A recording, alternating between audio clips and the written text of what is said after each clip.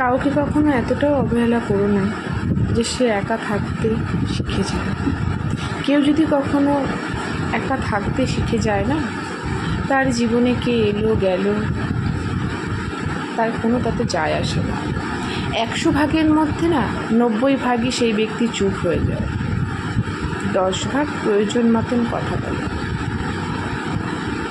তার জীবনটা অনেকটা কঠিন হয়ে যায়, সে খুব মানসিক দিক থেকে শক্ত হয়ে যায়, সে আর কাউকে নিয়ে চিন্তা করে না।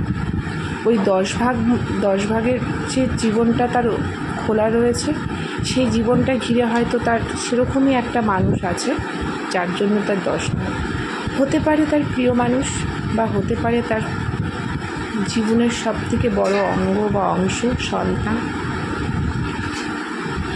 তাই কাউকেই কখনো একা থাকার জন্য বাধ্য করো না, কারণ একা থাকাটা খুবই কঠিন।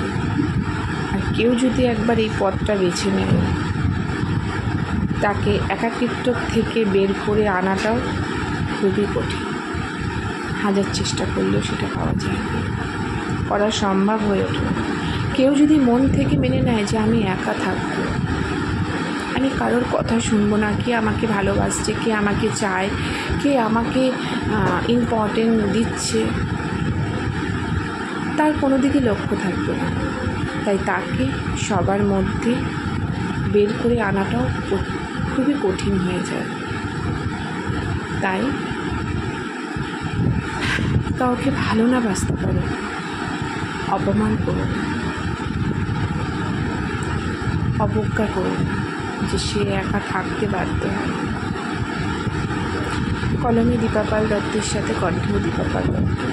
নমস্কার, জয় গুরু।